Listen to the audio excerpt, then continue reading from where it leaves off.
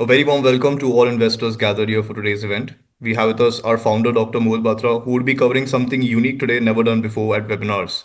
Discover your true investment profile in today's event, and also you could drop in any queries you have, where we'll be picking them up in the Q&A session towards the end. Over to you, Dr. Mohit. Thanks a lot, Jason. A very good evening on a Sunday evening to all of you. Thank you for joining in on a holiday. Now, this particular topic is one of my favorite topics, and I'm doing this for the first time, which is risk versus return.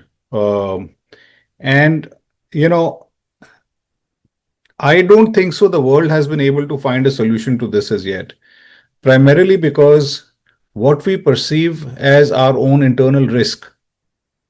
Why is it that it keeps changing? So today is the continuation of a webinar series that I would do, where I'll help you identify what risk is, not just in the philosophical way, not just in the way that, various maybe financial gurus explain it, but in a very, very deep-rooted way, which will make you understand and think, where are you carrying certain attributes that define who you are in terms of your risk-taking capabilities, and why that true self of yourself comes out during times of boom or during times of bust in the market. So it is a very, very relevant topic today.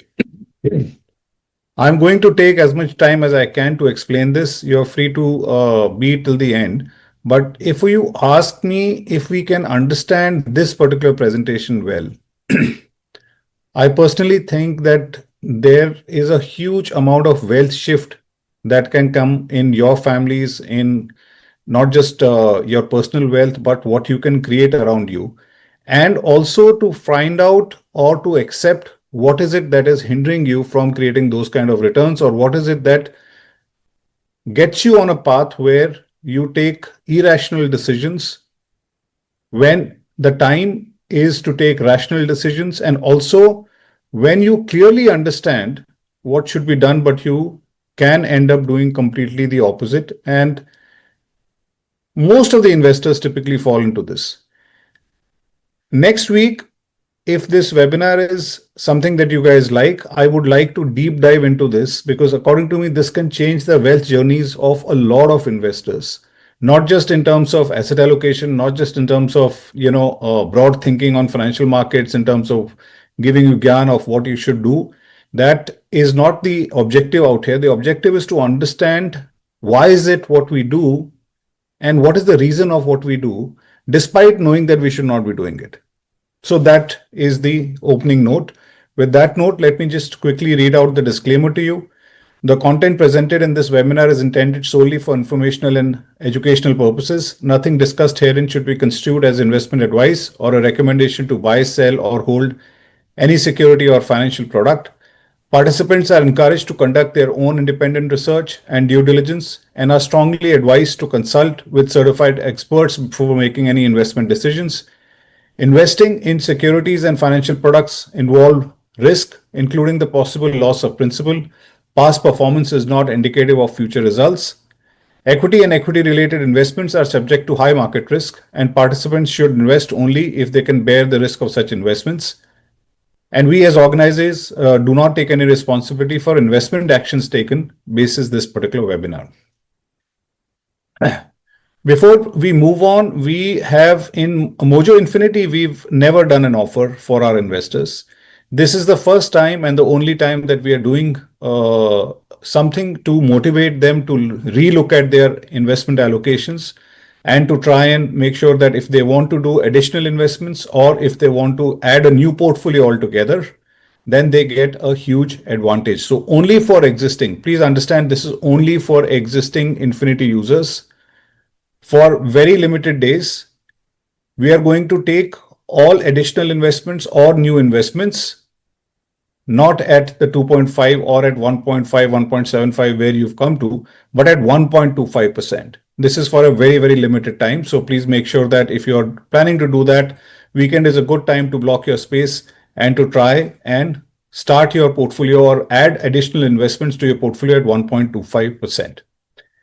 For non-Infinity users, for users who are 10 lakhs and above. We are taking only 10 lakhs for users who are 10 lakhs and above.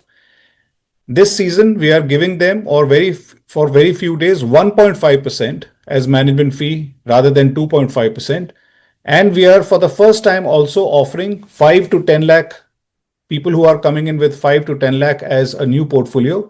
We are allowing them to come in, and instead of 2.5%, we are going to be charging them 1.75% per annum only. So 1.25% to all existing Infinity users and new Infinity users at 1.5% is what we are going to do for a very, very limited, maybe few days. We are going to run this particular offer to try and see if users get excited to look at multiple portfolios rather than one portfolio strategy that mostly investors look at when they join the Infinity platform.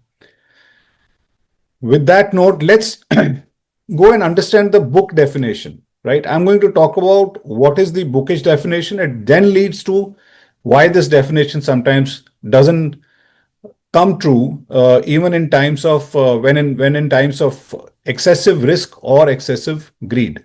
If you look at the two quadrants of risk, as the theory defines it, or as it has been always spoken about, is the willingness to take risk and the ability to take risk. So willingness is that, yes, you are ready to take risk. Yes, you want to take the risk. Yes, you want to change your life by taking a little higher risk and in anticipation of higher returns. And ability on the other side is whether your finances allow you to make sure that you can take that particular risk. So one is a soft parameter, one is a hard parameter. Soft parameter being willingness, hard parameter being ability. Now, people who have lower willingness but high ability typically come in the defensive category. So they have the willingness, they have lower willingness, but they have the ability. That means that they have the cash surplus, they have a stable income, they do not require the money for a longer period of time.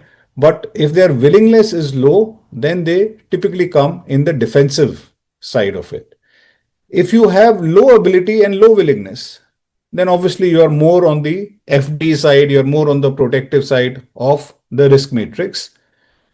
Now let's go to the top two where mostly we claim to be there. One is that you have a very large willingness, but your ability is not there. So which means that smallest of the drawdowns can shake you, primarily because you don't have the ability. You cannot lose that capital. So the top two quadrant, which is naive and capitalizing, this is where the investors typically confuse themselves. Most of the investors think that they are in the capitalizing box, which basically means that they have the willingness and they have the ability. But when a downturn or a drawdown comes in, the ability sharply goes down, which means that they are not willing to take that 10%, 20% risk to remain invested in the market. They would sit out in cash, they would invest in a different portfolio, they will move out. So all of that basically tells you that essentially you're not in the capitalizing box, but you're in the naive box, which means that your ability is not there to stay invested. Your ability is not there to take the drawdowns. Your willingness may be there. You may be calling yourself as high risk, but your ability is not there. You're not somebody who can take a 30% drawdown or 40% drawdown during times of crisis. People who can do these both, which is people who have the willingness and they have the ability also, typically come in the capitalizing one. And that quadrant, as I said, is the most confused quadrant. A lot of people believe they are there, but only during times of stress, they figure out that they were not there. They cannot take the drawdown, which means that they do not have the ability to take it. They do not want to lose a lot of money. They do not want to take the negativity of the market. They do not want to take the volatility of the market. And those investors typically come as naive investors because they will keep jumping here and there, despite maybe having the ability or maybe not having the ability, but the willingness. And willingness in markets doesn't give you anything. You can have the willingness, but if you don't have the financial means and the acumen to stay invested in times where you need to increase allocations, or in times where the markets are peaking up and you need to decrease allocations, if you do not have that willingness, you typically are on the naive category. Now let's look at trying to understand risk beyond just returns. There are three critical elements that we'll today talk about, which are, which determine your investment strategy and success. These are understanding risk beyond returns. The first is ability to take risk. Now, what is the ability to take risk? Which means the most important thing out there, financial position. Based on income stability, surplus, and emergency reserves. Because this gives you a mental positioning to whether you can take that risk when it comes to truly risking your capital for a higher possibility of reward on the other side. So whether you are in the right financial position, whether means that you have an income stability, you do have the surplus, do you have the emergency reserves, are you willing to risk your capital? All of this comes as what is your ability to take risk. The second is investment horizon, which is time available. For example, even if the portfolio goes down by 30-40% in the next 2-3 years, I'm fine, right? Because I know that I do not need this capital that I'm investing in equity markets or any other risk asset class. So my time horizon has to be higher. As soon as you look at making money in 2-3 years' time, your positioning is clearly defined as somebody who will require that money. In 3 years' time, you may have requirement of that money, or your ability to risk, taking the risk on that comes down. And the final one is financial obligations, which is, other commitments. So I know that, somebody in my family is getting married. This money is lying surplus for 2-3 years. Let me invest. As soon as you tie it to a obligation, which is I may need this after 2-3 years, so let me park this for 2-3 years, you are going completely in the wrong path, primarily because your time obligation will overturn your ability to take risk if the tide turns the other way around. So anything that comes with a shorter duration, and maybe 5 to 10 years is fine, but anything that comes to you which is less than 5 years of requirement of that funds puts undue pressure in your mind, not just about requirement of that funds, but also the kind of drawdown you can take. Let's assume that you have that 3-year investment horizon, and after 2 years, maybe you're down by 10%, 15%. You'll say that, oh God, I needed my capital and more in 3 years' time. Now it is already down by 10%. What should I do? So let me just take this and put it in a fixed deposit so that I can recover 7%. That's the reason that anything that is time bound and linked to a financial obligation always will make you change your behavior in times where there is a situation of deciding whether you can take that risk or not. Tolerance of risk, very important. And this is not something which is very easily understandable, because tolerance is not a subject that can come in by you put a thermometer under your armpit and you will be able to figure out what is your tolerance level. There are psychological factors, which is psychological strength, how well you want to sleep at night, emotional responses to volatility, and there are experiential factors, which is past investment experience, comfort with drawdowns, and ability to manage stress.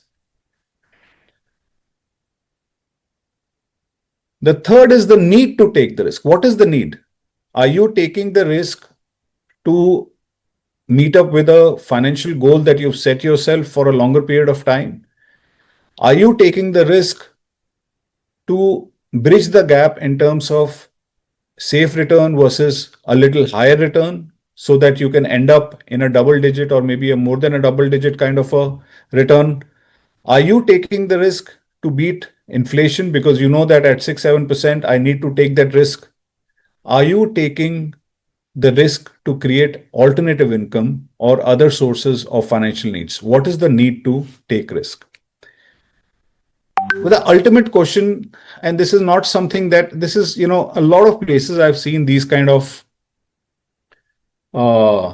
questions that try and determine the risk of the investor. And according to me, all of this is bullshit. The reason I'm saying that is that it doesn't touch upon a very, very important factor, and which is something that I'm going to come out, and that is the heart of this presentation. I was just building the context so far.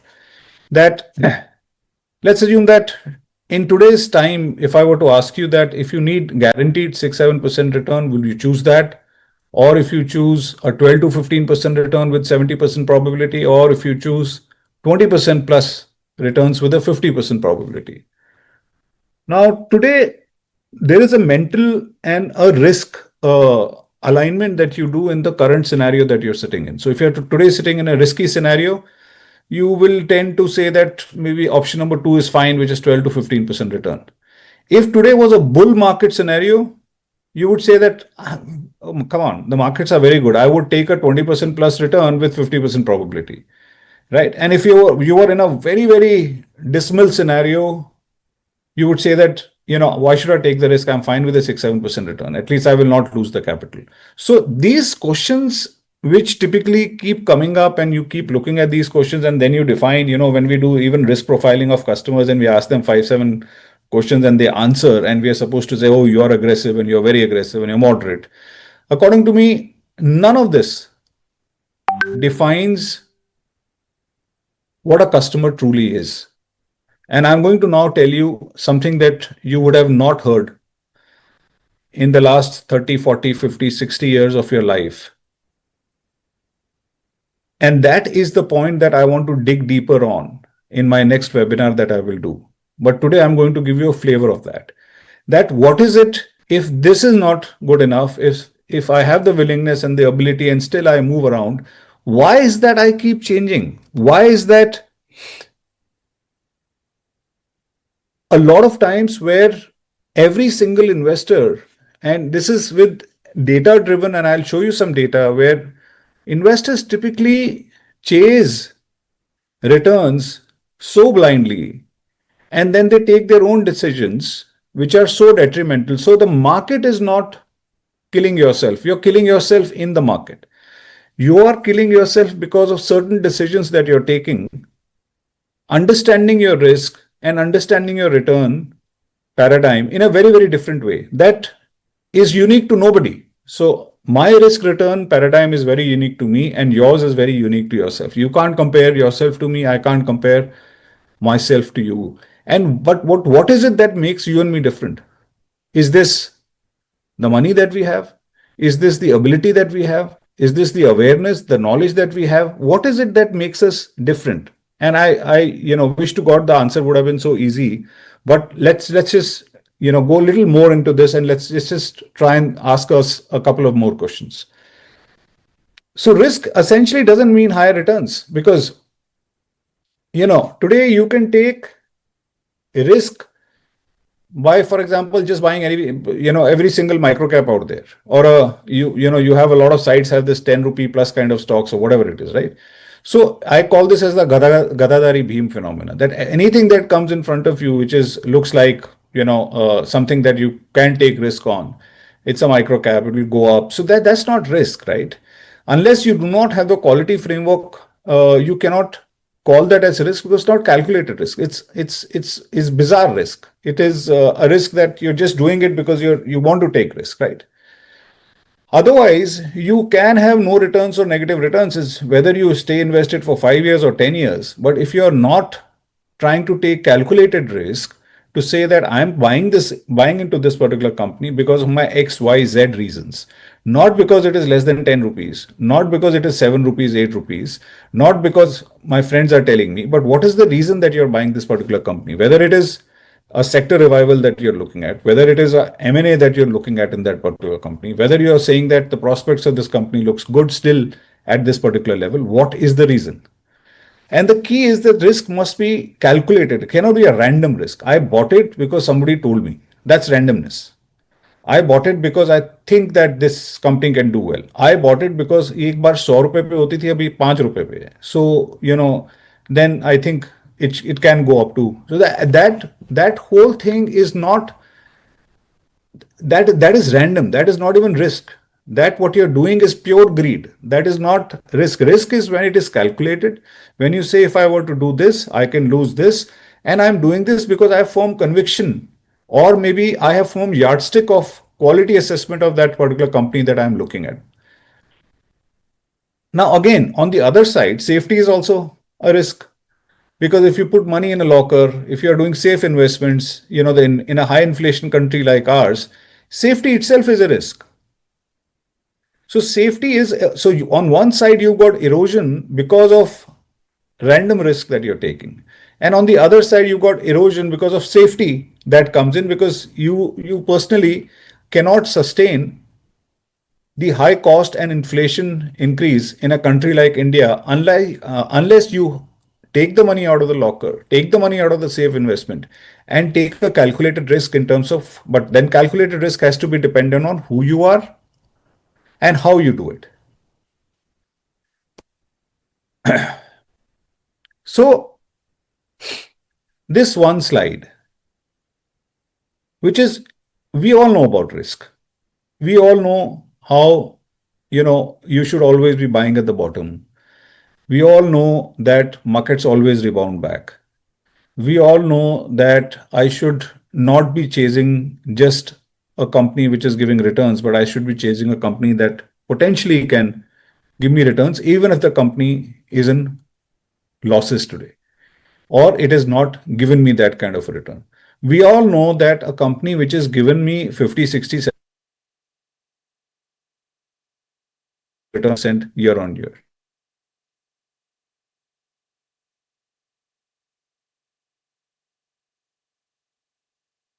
That, so if we all know this, and if we all know this not just by talks, we know this through data, we know this through reading, we know this through analysis, we know this through our own experiences also. Why do we still lose money?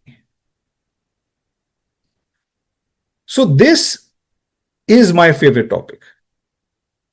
That despite, whenever I meet my investors and when I talk to them and I discuss with them, the same investors who used to tell me that I'm ultra aggressive completely goes out of the market and sits in cash when the market is down. And I think to myself that such a learned investor, he's seen the cycles n number of times. Why is he sitting out? Is this risk, or there is some other programming that is going on out here which I can't recognize? That takes me to one of the books that I've read around 6, 7 times, and I'm going to take some help from there and show you what is happening out here. So why do you do it knowing very well that you're doing it wrong? That's the question. Now, reading some of the things that, the how you're shaping every decision in your life, whether it is professionally, whether it is money wise, whether it is personally. There are these on the left that you see. Everybody talks about that what you think leads to what you feel, and what you feel leads to your actions, and the actions then lead to your results. So what you think, now today, if I think that I think the next 6 months is going to be extremely buoyant in the equity markets. So what feeling does it give me? It gives me the feeling that I should go all out. It gives me that I should be now looking at small caps. I should be doing this and I should be doing that, and give me actions and gets me the result. Now let's assume that if I think that the markets are going to be bearish, what feelings that I'll get? Feelings of being scared. I get feelings of losing my capital. What is the action? I will try and take the cash out and I will sit. And what is the result? Whatever the result is, what happens in the next 3, 6 months. So most of the time, there would be 1,000 books that are written on the left side, right? Which is thoughts, feelings, and actions and results. What people rarely talk about is the program. What is the program that you're running, and what is your own unique money blueprint? This is what makes it different for every single investor. What is the program that I have? What is the program that you have and the other person has, your son has, your wife has, your father has? What is the unique money blueprint that you have that is actually creating your thoughts? So it sits over the thoughts. It creates your thoughts, then it creates your feelings and the actions. Now, a lot of times when you read this things on manifestation, and I'm just generally talking about, a deeper discussion right now. But if you think about that, if I think like this, then my life will become like this, right? Think and grow rich. You have this whole, manuscripts after manuscripts that will tell you that if you think like this, then you will feel like this, then your actions will be like this, right? But the problem is that what are your thoughts being governed? Can you control your thoughts?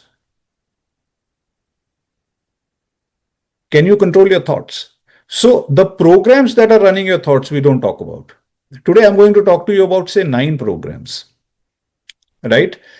You can associate to 1 or 2 or 3, and you will see what kind of decisions you will take if those programs run into you. And I've personally fallen in a couple of those programs. So it's not to say that you fall in those programs, good or bad. It's about knowing those programs.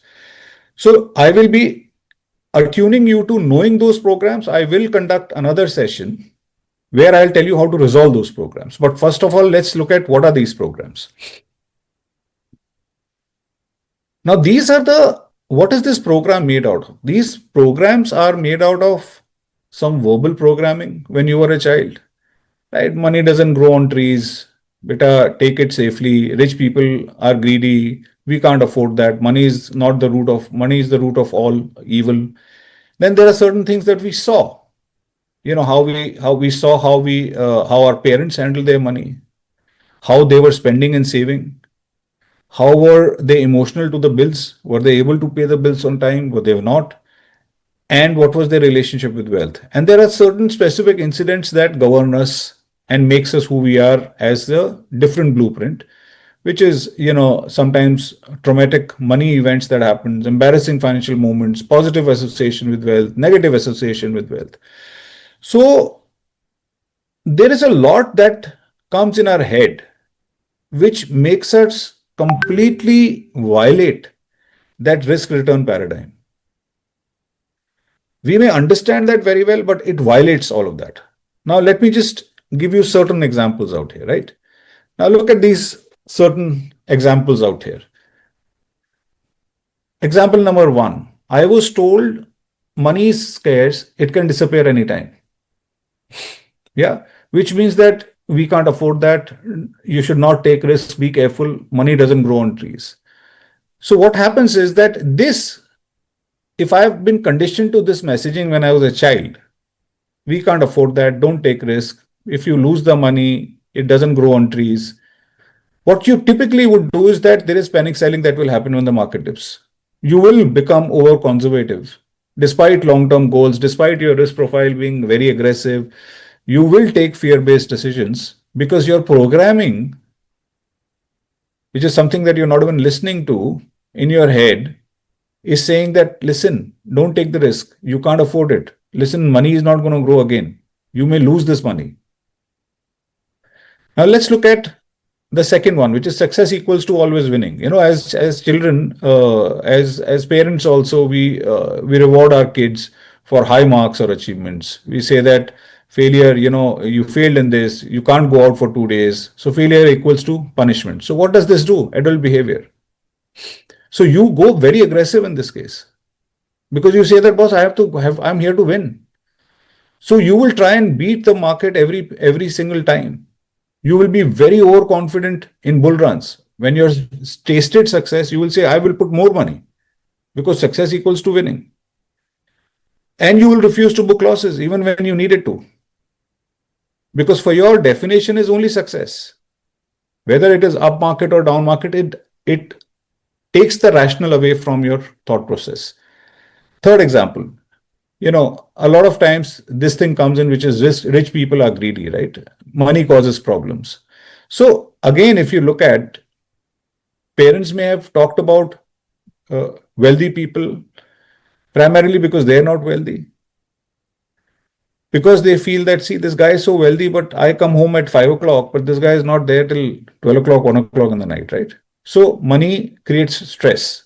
It gives you areas, money causes problems.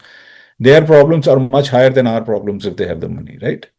So again, in this case, you will be inclined to, you'll make sure that you're not wealthy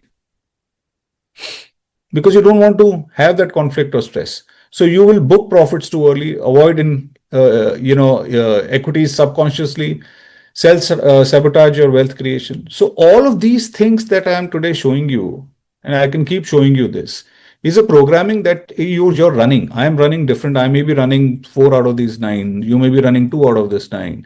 But you are running these programming unless we do not recognize what is this programming. All these risk return charts are useless, if you ask me. If you look at maybe another 2, 3 examples, always be safe. As parents will tell our kids, you should always be safe. Please avoid mistakes, right? So as childhood rules, perfection was valued. Risk is equal to danger. Failure was not tolerated. So adult behavior is how in markets. You say that I am aggressive, but you start panicking at 10% because, be safe, avoid mistake. Oh, I think I did a mistake. I think I need to be safe, right? You will skip opportunities for fear of being wrong. And you will absolutely freeze during volatility because you've been taught to be safe, to avoid mistakes. The next one, which is don't trust others, handle everything. I think, people are not to be trusted. You should trust yourself, handle everything yourself. You grew up with distrust. That means you feel that everybody else out there is to take your money. Then they do not need to be trusted. Self-reliance was overemphasized. So in this case, you will typically not look at your advisor guidance. You will say, you will listen, you will be on the webinar, you listen, but you will do your own things because you say that I don't trust these guys. Act impulsively on tips or rumors. Money should be saved, whether you invest or not, but save the money. You're like, typically the sixth one is applies to me. Yeah, money should be saved, if not invested. So parents only used FDs, LIC, and equity equals to gambling. Why do you need to gamble, right? So save the money and live a life where you can keep saving it, keep saving it, keep saving it over a period of time. Even a 6%, 7% compounding works, right? So this is where you will over allocate to cash. You will check your portfolio daily. You cannot handle natural volatility of equities. Becomes very difficult because you're in the savers box rather than in the investors box. Another some examples. What will people think? Social comparison, approval seeking behavior built on early during childhood. So what will people think? You will follow the herd mentality. You will buy what friend is saying. You will sell when he's saying. You will have a FOMO driving investing. Money comes with stress. Again, parents fought about money. If there was a constant money problem that used to happen in our childhood where parents are fighting about money, money was always the fear for, linked for fear and anxiety. So you will try and run away from that. So associate investing with tension, avoid long-term commitments, sell early just to feel relieved that, okay, at least I'm not stressed. And one of the ones that a lot of people have is I don't deserve to be wealthy. So when you hear negative things about money, because primarily, money is not everything. Money is something that people can earn, but it doesn't make you essentially everything. Subconscious guilt around success. So what you'll do is subconsciously you will cap your own behavior. You will even if you grow, you will come back to a situation that you spent it again or you lost it again. You will not let it grow because you do not deserve or you feel that deserving money is not what I have learned during the lifetime that I had. So to me, why are we all different and running different things, and why are we jumping from our risk profile here and there and doing irrational decisions when we very well know that they are irrational decisions? Is because we come from a programming which is very different for all of us, which only we can figure out and which we can tend to ignore, but it will come back to us. So if you will keep coming back to us. For example, if somebody says that money can only be earned the hard way, you may come to a point where you may have created great amount of returns, and one fine day you're going to lose it because your programming is that money, how can I get the money easy, right? Money has to be earned the hard way. So you will have these episodes which will reverse your situation time and time again to prove what your programming DNA has been during your childhood. Now, let's go to a little more contextual, data driven gap again, which is the investor behavior gap, right? So, well, chasing performance will. So there is one thing that we keep doing, which is we keep chasing performance, right? We say that any fund who's or any scheme or any mutual fund which has given great returns is where I want to invest. So world is full of models which only tell you which funds are done well. So winners will continue to win is the perception, and losers will continue to lose is the perception. The second one is wanting gain without pain. Complete misunderstanding of volatility. That we want the gain, but we don't want much of the pain because, that is not something that I want, which means that you are not aware of investing volatility at all in the equity markets. The third is the impossible quest, which is limited risk and high returns are absolutely rare. I'm not saying that they are not there, but I would say they're absolutely rare. So if you are looking at high returns, then you got to take high risk. I can tell you in Infinity, the product is doing so well, for example, but some portfolios, some clients who came in maybe a month or 2 months back, if they're 5% down, they just go in 2 months. And I feel like asking them that you guys understood, right? That you came into an ultra aggressive portfolio or you came into a small cap portfolio. And in your time horizon is 2 months, 3 months. Another example is that if, for example, a specific scheme is not doing well and the other one is doing extremely well, the investor disregards the risk profile completely and jumps from one to the other. Because what are you chasing? You're not chasing your own risk profile, you're chasing the return. The minute you start chasing the return, you're a wrong customer for that product, which may be right product for somebody else. And then when this scheme starts running out, you chase back and you come back there. So this shows me an absolute naive set of customers who do these kind of things. I have a lot of other customers who will say that I'm aggressive, right? So let it be for 5 years, 10 years. No, let it be for 3 years, 5 years, whatever that whole thing is. But they're not going to keep jumping here and there because either return आ रहा नहीं, इधर नहीं आ रहा है, इधर से इधर निकाल के डाल दो, इधर से इधर निकाल के डाल दो, right?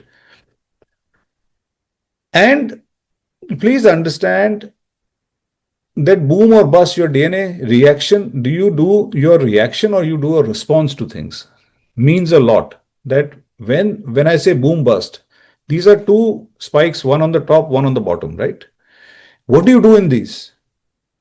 Do you act as if you are the same guy or you completely change yourself because of your programming? And today, I'm not here to blame you because everybody has their own set of programming. But what the hard text of this whole matter is what we are discussing in this particular section. Now, let's look at behavior one, which is chasing performance. If you look at this particular table, I've taken 2016 to 2018, 2019 to 2022, 2000. So let's look at the first part. So 2016 to 2018, the total schemes in India were 222. These are equity schemes, right? The scheme which was number one in the next 3 years became number 77. The scheme was number two, became 49. Third scheme became 189. Again, if you look at the next year, 2017, the top scheme became 250. Here, the total fund size was 268. So, though it was number one in 2017, and in 2017 to 19, 2020, it became almost the last. It was number two and almost became the last. Number three and almost became the last. Can you see that? 250, 248, 249. Number fourth and became the last. And if you look at 2018 to 2000, I've taken every year.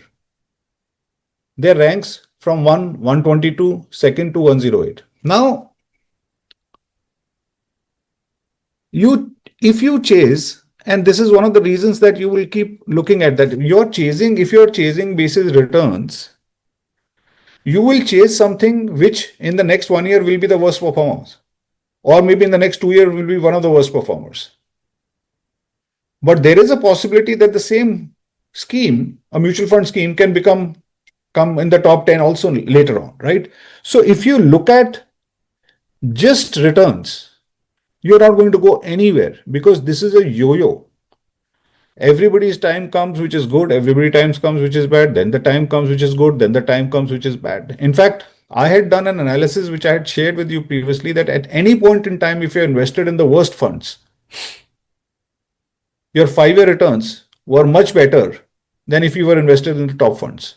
Because when you invest in a fund which is not doing well, the chances of it coming in the top quartile is way higher than when you invest in a fund which is in the top quartile, and the chances of it coming in the bottom quartile is way higher. So chasing performance, chasing just returns, which you always do, which we will always do, right? 6 months में इसका return इतना है, let's invest in this. अरे इसका इसमें on the other side, we are saying we know that अरे यार इसका तो भी return बड़ा नहीं है. This may be a great time to invest in this, right? That will be our logical mind, but our conditioning is to chase performance for that matter. Now let's look at this. Gain without pain. What is the DNA of a high risk, high return investor, right? What the investor wants is high returns. The reality, it will come. High returns you will get, but it will only come with volatility. You don't want volatility. You say that no volatility, यार मेरा तो मतलब 5-10% नीचे हो जाता है तो मेरा तो सांस फूल जाता है. Zero volatility. The drawdowns are inevitable. That's what the market is telling you. That the drawdowns are inevitable. You can't escape the drawdowns if you are an equity investor. If you want no drawdowns, the higher the returns, the higher the fluctuations in your portfolio because you're creating a high risk portfolio. You want instant liquidity, patience is required. Sometimes when you get caught in small or micro cap, patience is required. Perfect timing is impossible, right? Now, if you look at this, the three numbers that I'm showing you is a 5-year, 10-year total return on Sensex. This is from the period of Jan 2015 to November 2025. If you look at during this period, Sensex returns were 210%, mid caps were 353%, and small caps was 370%.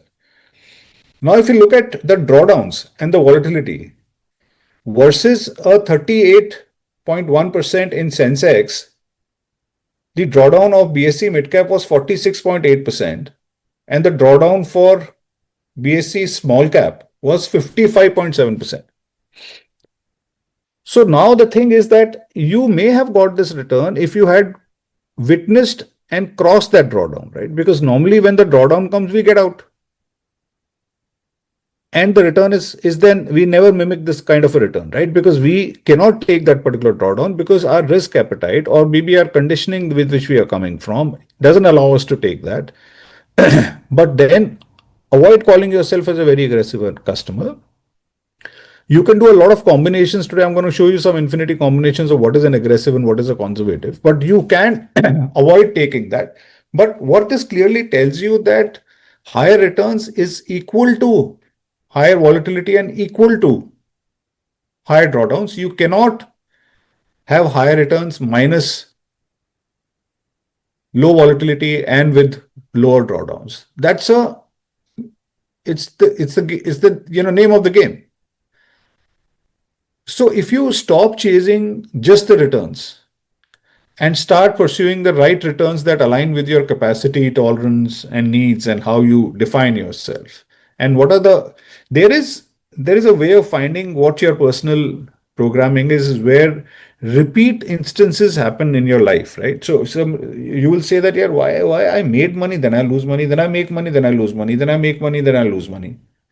In fact, I lose more than I make one. So if you just put these three cards, make, lose, make, lose, make, lose, and look at what happened during your childhood and say that what is that I'm mirroring? How you resolve that is a different issue that we can discuss. But if you can just start accepting that this is what I'm doing, this is my program.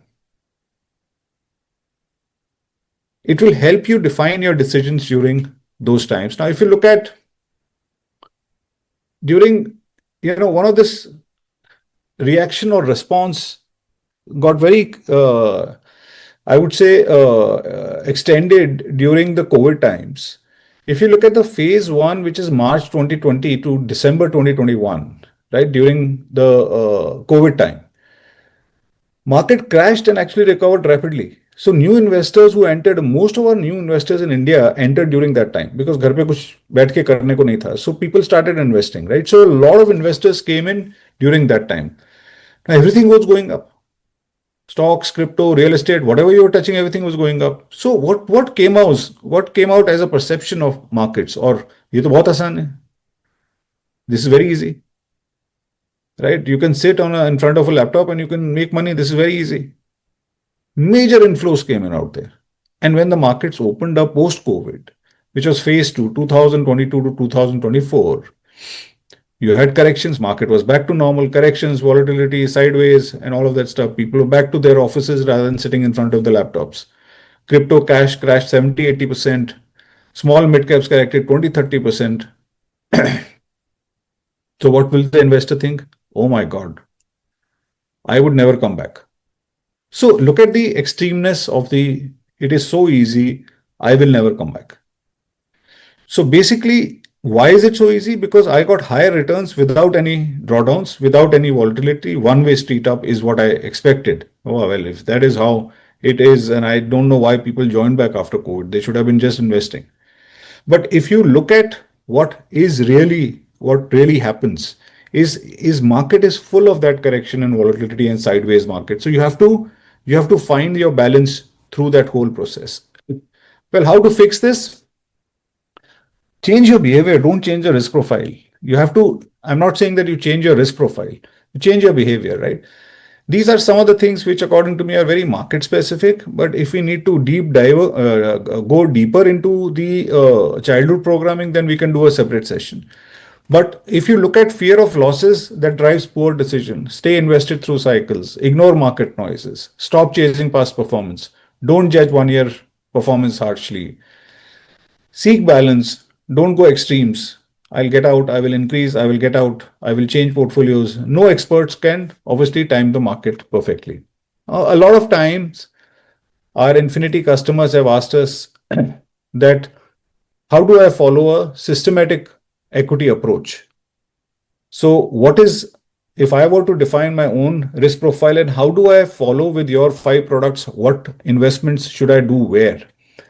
And when we launched Infinity, I had told investors that never have one portfolio in Infinity because you must have a balancing portfolio out there, which strengthens your profile out there. But over 60% of Infinity clients today have only one portfolio. So they are putting their eggs in one basket, which is something that is something that I would have not suggested, but so be the case. But let's look at some of the suggestions that we have out here. As you know that there is a top tier equity portfolio, there is an emerging mid cap portfolio, there is early discovery, which is a consolidation of all Mojo One strategies, and there's a small cap, and then there is one which is ultra high risk portfolio that we have, right? So these are the multiple portfolios on a paradigm of risk profile. BSE 500 over the last 5 years delivered where the blue box is around 11%.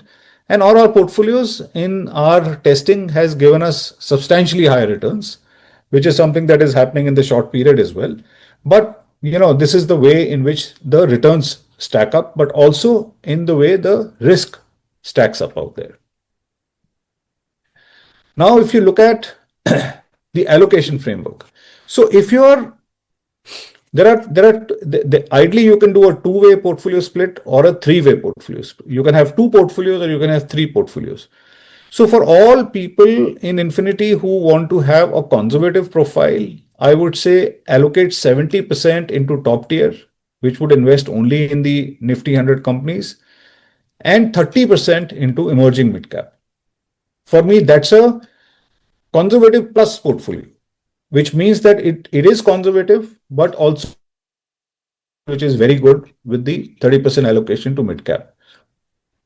If you're a moderate customer, you should invest in 60% mid cap and at least 40% in early discovery, because early discovery is 0 to 100% into any market cap. So that can give you a lot of kicker if you're a moderate customer. So again, here you're not a moderate return customer, but your profile, your risk allocation will be moderate, but your returns can possibly be moderate plus.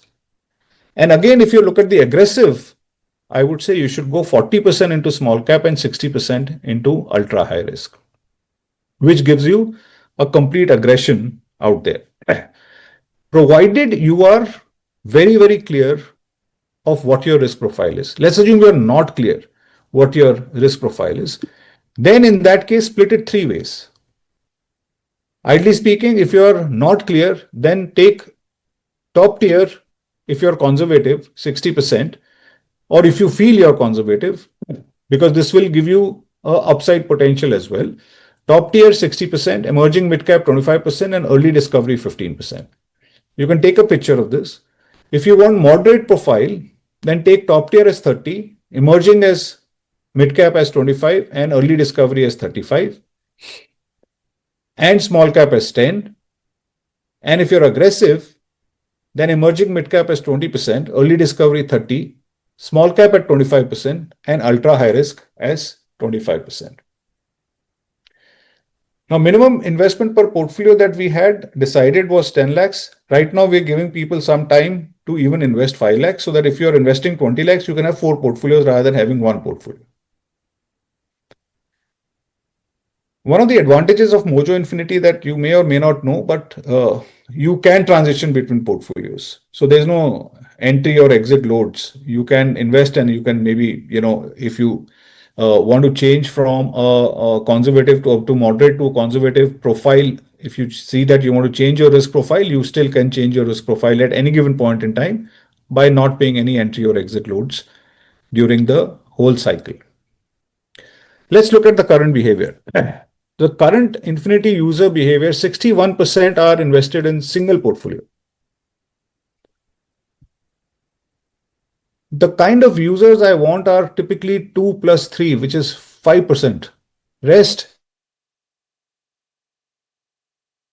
6% are in 2 portfolios, 11% are in 3 portfolios. Remaining is a flat line. Right? Also, if you look at the general profile, the very high risk category in the Infinity system is 48%. High risk is 26%. If I were to combine the high risk and the very high risk portfolios, then I would have a 74% allocation there. Medium risk is 17% mid cap, and low risk is 9%, which is the top tier. By the way, top tier is the highest performing portfolio today, followed by small cap. But 9% only is in the top tier fund. I would like to take some questions, but before I end, I would say two things. One is that if you want to dig deeper into this particular topic in terms of how you look at your conditioning and how you can change your conditioning by getting aware of what your conditioning is, we can do a separate session. Please put in on the chat box a separate session, say a yes, and we can do that. For existing Infinity users, for a very, very short time, we've never done this since the time Infinity launched. We are offering a 1.25% for new investments as well as for top up of their existing investments. You can do both with this 1.25. It's a very, very short duration offer. We will be taking it off in a few days itself. So if you want to do that, this may be a good time. And for first time Infinity users, 1.5%. This again, we've never done this in the past. You get it at 1.5%, but provided if you want to invest 5 to 10 lakhs or less than 10 lakhs, we are today for the first time again giving an opportunity for that, but that is at 1.75%. Please make sure if you are keen on these offers, you lock it in right now so that you don't, this is a very, very few limited, this is not a Christmas or a New Year offer. This is going to get over very soon. With that note, let's get on to Q&A. We have already done 1 hour. So let's take some questions, Jason. Sure. I'll start off with this first question. This is by Avijit. Hi, I'm a Markets Mojo subscriber till 2030, and I've also invested in the Infinity portfolio. Lately, I've observed that frequent profit booking is also taking place, which seems to be causing some hindrance to returns. I would like to understand how the portfolio can still generate a multi-bagger over the longer term. Oh, it can, sir. The markets are very volatile. In fact, since the time the Infinity has started, I am positively, very, very positively impressed with the kind of portfolio performance because these are, please understand two things. One is that these are smaller portfolios. When I say smaller portfolios, they're like 8, 10 stock, 12 stock portfolios, right? B is the high risk portfolios. So high risk smaller portfolios अभी तक तो drawdown तो 30, 40, 50% हो जाना चाहिए था more than the index, right? In fact, most of our portfolios are still in profit, and I think around 50, 55%. I'll have to check that number. Are beating the benchmark very handsomely. So according to me, everything is going very well in the kind of market that we are today situated in. You get a little support from the market, you'll be surprised what these portfolios can do. I personally am very, very happy in terms of how these portfolios have shaped up. I don't think so there's any need to change anything right now because you're just looking at the return, you're not looking at the risk that it is avoiding. In the current market, please look at the risk that it is avoiding rather than just look at the one paradigm, which is returns ज़्यादा होना चाहिए. Okay, this next question. This is by Tapan Kumar. He's saying he has an ultra risk portfolio and he would like to change it 50% into two different portfolios now. You can write in a request, sir, but change in for a reason of your profile. Don't change in because अगर मेरा भी my return is not come because वो return आ जाएगा तो you will change it back. So you can write to us. We obviously give you the flexibility of changing it. Okay, we've got this question by one of the investors, Harbai Meena. Would you reduce the rate on the old Infinity portfolio as well? No, we are not going to reduce the rate. We had given those portfolios anyways at discounted rate for Mojo One users. If you're doing AI, obviously your consolidated rate comes down. Old portfolios will continue at the rate that they were going. If you add any additional investments, let's assume that I add another 10 lakhs or 20 lakhs in 1.25, my consolidated return next year that we'll charge will be a weighted average return of these two. Anyways, will come down.